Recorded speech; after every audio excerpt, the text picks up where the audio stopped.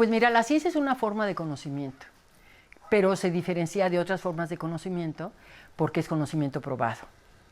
Eso tienes que probar o comprobar, como dicen los matemáticos, el conocimiento, en este caso científico. ¿Y a qué me refiero con otro tipo de conocimiento? Pues existe, por ejemplo, la reflexión filosófica, que obviamente aporta conocimiento, el arte.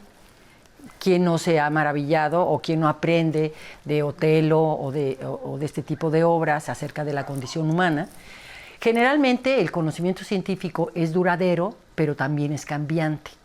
Entonces, lo que sabíamos hace 10 décadas o siglos, pues ahora no necesariamente lo seguimos sosteniendo. Un ejemplo es el geocentrismo, ¿no? Cuando se pensaba que la Tierra era el centro de lo que en aquel entonces se llamaba el universo, pero que realmente era el sistema solar, pues se vino a replantear con la teoría heliocéntrica que ponía al Sol y los planetas alrededor dando vueltas. Entonces, el conocimiento sí es falible en este sentido y no es duradero necesariamente. Puede durar mucho tiempo, pero también es susceptible a cambiar. Y esto porque cada vez tenemos muchas más herramientas que nos permiten conocer los fenómenos naturales, ya sea biológicos, físicos, etcétera, que nos permiten entender un poco más allá cada vez de los procesos en la naturaleza.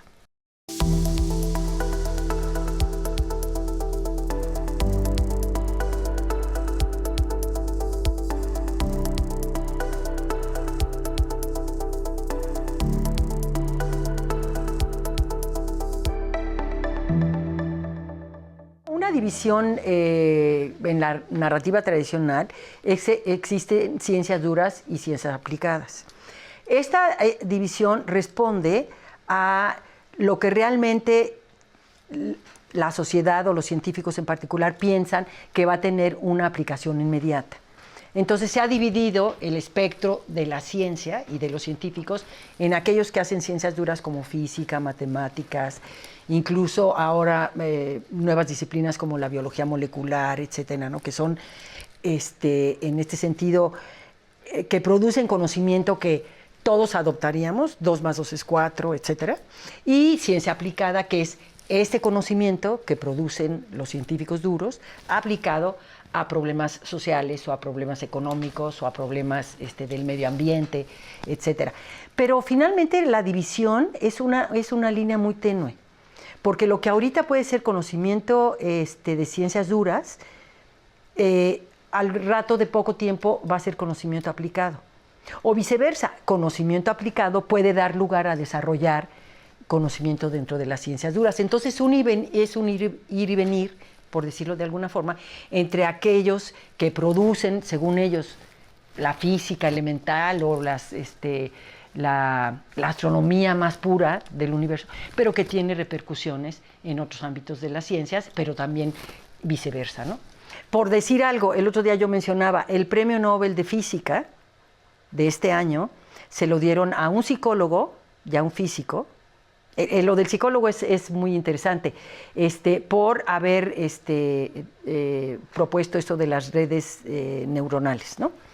Y digo esto porque disciplinas que generalmente no estaban presentes, digamos, en los grandes temas, ahora lo están, ¿no? Como el caso de la psicología. Él se le considera a él el padrino de la inteligencia artificial. Y él renunció a Google en un sentido muy, muy enfático, a los 75 años de edad, diciendo de los peligros del desarrollo de la inteligencia artificial y que nadie le estaba haciendo caso, ¿sí? Entonces, es un señor que se formó en una universidad, se graduó, es británico, se graduó de psicólogo, luego hizo un doctorado en psicología, se dedica a la psicología cognitiva y se fue a trabajar a la industria privada. Y en la industria privada empezó con su grupo a desarrollar lo que es la inteligencia artificial. Y pues nadie puede negar que eso ha sido un boom de la ciencia, ¿no? Que ahora pues hay que verlo desde otras perspectivas sociales, por ejemplo la ética, ¿no? Y todas estas discusiones ya más de tipo social de para dónde nos va a llevar la inteligencia artificial. Pero ese es un ejemplo de un científico que ahorita me viene a la mente, que salió de las universidades a trabajar en la industria privada. Los grandes retos que enfrenta la humanidad en este momento, el cambio climático, la desigualdad económica o la desigualdad jurídica, por ejemplo, pues requiere de la multidisciplina para ser resueltos. Entonces, ya por ejemplo, para atacar el cambio climático necesita la colaboración de sociólogos, economistas, bioquímicos, geofísicos, etcétera, ¿no? Porque es un problema que es multidisciplinario. Un ejemplo típico, por ejemplo, fue la guerra espacial del siglo pasado, ¿no? Pues para llegar a la Luna, pues no nada más eran matemáticos y físicos, ¿no? También astrónomos, pero también cómo van a ir los astronautas, qué van a comer, cómo se van a sentir. Entonces ahí había problemas de salud, etcétera, etcétera, ¿no? Entonces como que son grandes proyectos internacionales de gran alcance que necesitan la multidisciplina.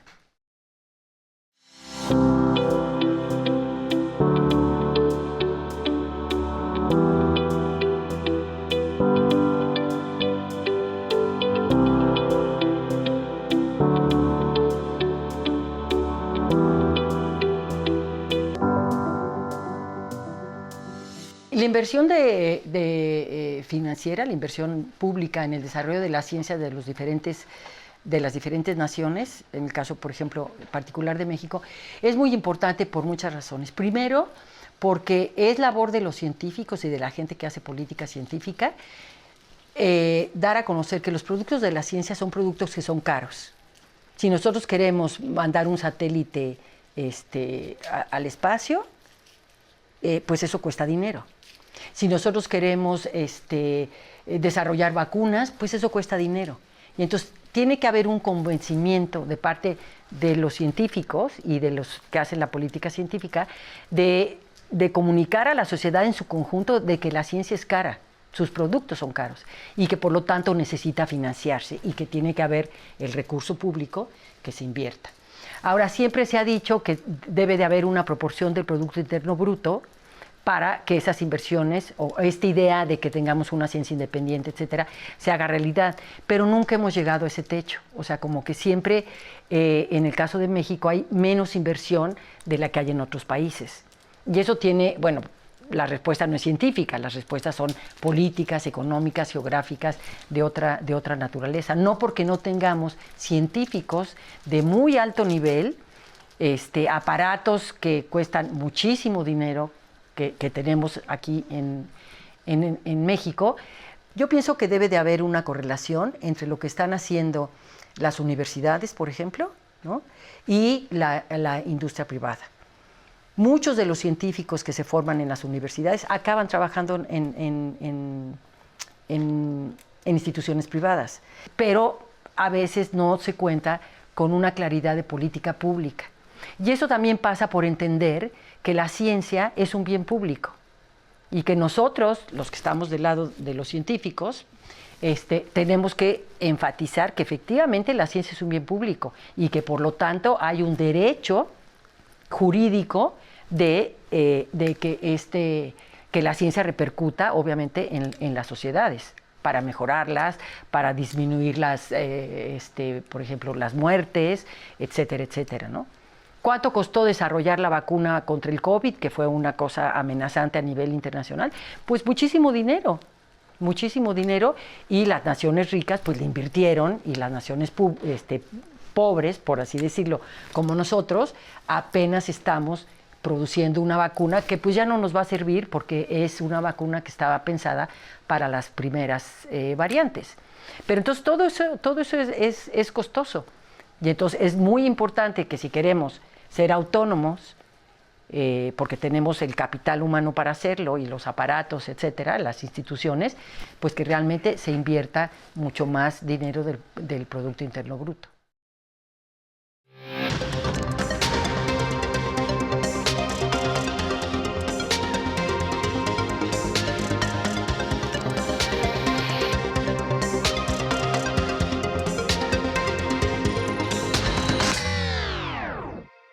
La ciencia se convierte en un poder autónomo en el siglo XVI-XVII, cuando se empiezan a formar las primeras sociedades científicas.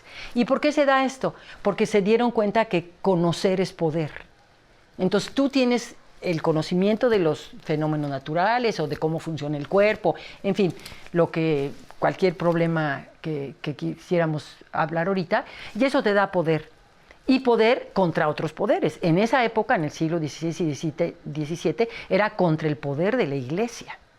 Y entonces a partir de eso es que la ciencia se ha convertido cada vez más en una autoridad que no solo emite poder, sino que lo ejerce.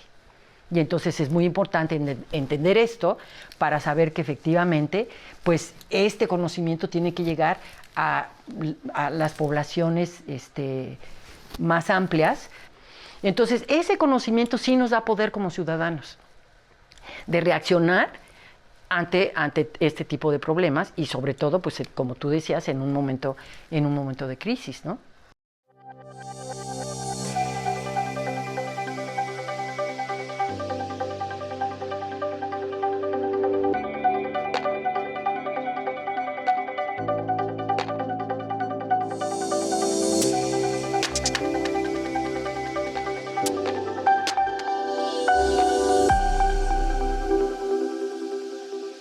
Recientemente, esto no es de hace mucho, esto tiene un par de décadas a nivel mundial, pero también aquí en México, de darle un valor específico a la divulgación de la ciencia. Se pensaba, cuando yo empecé en esto, que los divulgadores de la ciencia eran científicos fracasados.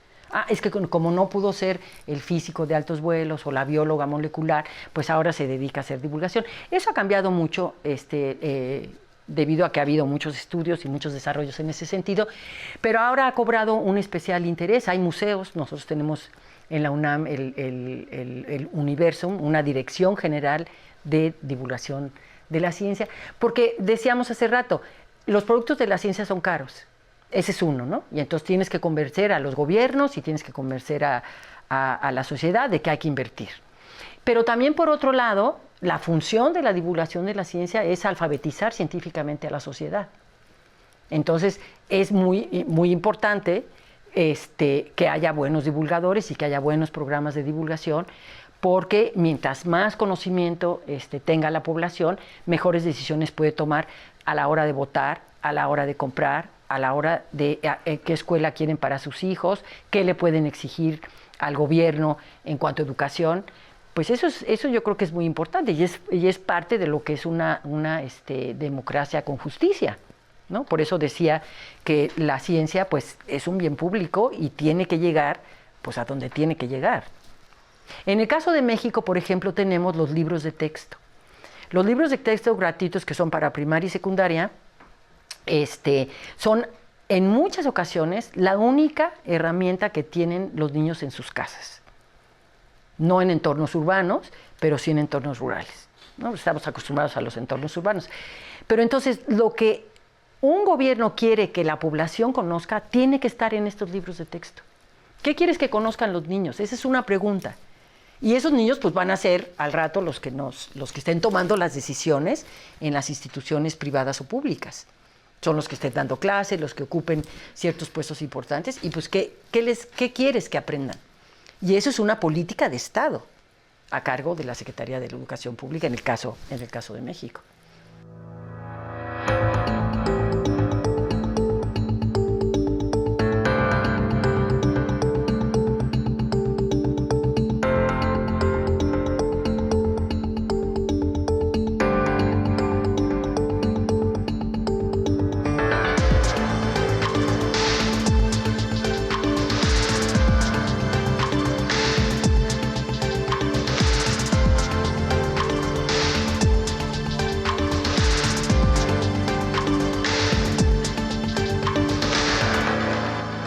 La inteligencia artificial es muy interesante porque tiene mucho que ver con la ciencia ficción. Hay muchas películas que se han hecho que van en el sentido de hacia dónde va la inteligencia artificial, en un sentido ficticio, ¿no? Pero está cobrando mucha relevancia todo esto. Y entonces se necesita realmente hacer un alto en el camino. Igual, pasa lo mismo que cuando se empezaron a desarrollar las técnicas, por ejemplo, de fertilización asistida, ¿no? Familias que no, mujeres que no podían tener hijos, hombres que tampoco sus espermas funcionaban, y se empezaron a desarrollar todas estas técnicas. Pero entonces, ¿qué pasó con este desarrollo? Que el concepto de familia se rompió. Y entonces ahora tienes familias uniparentales, tienes dos personas del mismo sexo que tienen una familia, que subrogan úteros, etcétera, etcétera. Entonces, el desarrollo científico sí tiene repercusiones sociales en muchas cosas que vemos todos los días. Cuando esto empezó, pues las familias uniparentales, los niños que iban y que pues no tenían papá o no tenían mamá, o sus papás eran dos hombres o sus papás eran dos mujeres, etcétera, pues sí la sufrían. Ahora ya vamos un poco más adelantados. Pero eso pasa con cuando se desarrollan los conocimientos y tiene repercusión inmediata en la sociedad. Y pasa lo mismo ahora con esto. Hay que hacer un análisis realmente no solo histórico, sino tener una reflexión filosófica, ética, bioética, acerca de hacia dónde nos puede llevar la inteligencia artificial si no ponemos ciertos candados.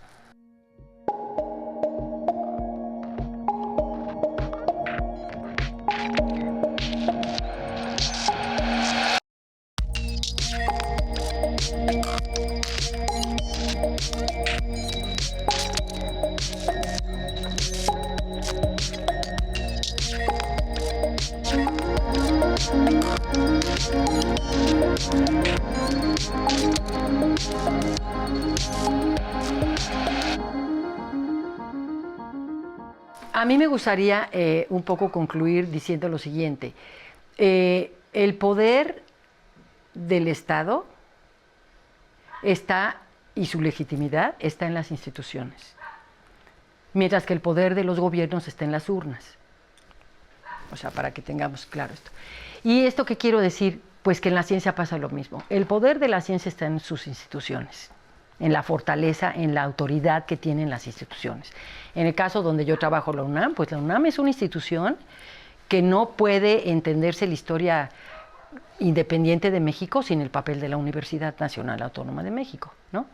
Entonces lo mismo pasa con estas instituciones que se van creando, pues que tienen que realmente consolidarse, y pues obviamente se necesita financiamiento para que existan estas instituciones. Por eso los gobiernos tienen que, en base a la autoridad que le da las votaciones en las urnas, pues que trazar una política. Me parece que en este nuevo sexenio que estamos empezando es alentador el hecho de que la presidenta haya dicho que la ciencia y el desarrollo científico va a ser uno de los pilares de su administración.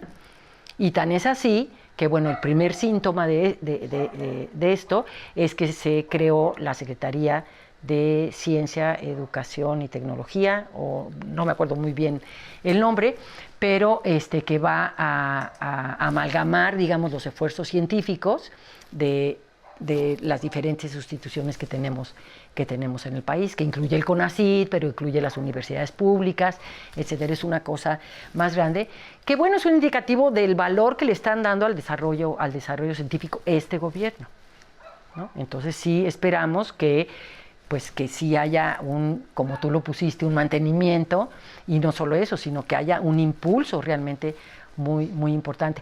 Y sobre todo porque yo sí creo que mucho de lo que se hace en México la gente no lo conoce. Y como no lo conoce, pues que haya una Secretaría de Ciencia, pues que desaparezca el CONACYT, ¿qué más da? Pero realmente los que sí estamos de este lado, pues decimos que es muy importante que eso continúe. No puede desaparecer el CONACYT porque es una institución que surgió en los 70s por impulso de los científicos y de las gentes que hacían política científica, y que ha sido muy provechoso para el desarrollo de la ciencia en México y la tecnología. Pero bueno, ahora parece que lo va a absorber la nueva secretaría. Entonces, bueno, son buenas señales de que esto puede ir para adelante. Y sí, yo estoy segura de que si queremos un país democrático y con justicia, el lado que nos toca a los que estamos del lado de la ciencia es pues impulsarlo, darlo a conocer, divulgarlo, que esté en los libros de texto, lo que tenga que estar en ellos, y pues a seguir trabajando por bien de un país más justo y más democrático.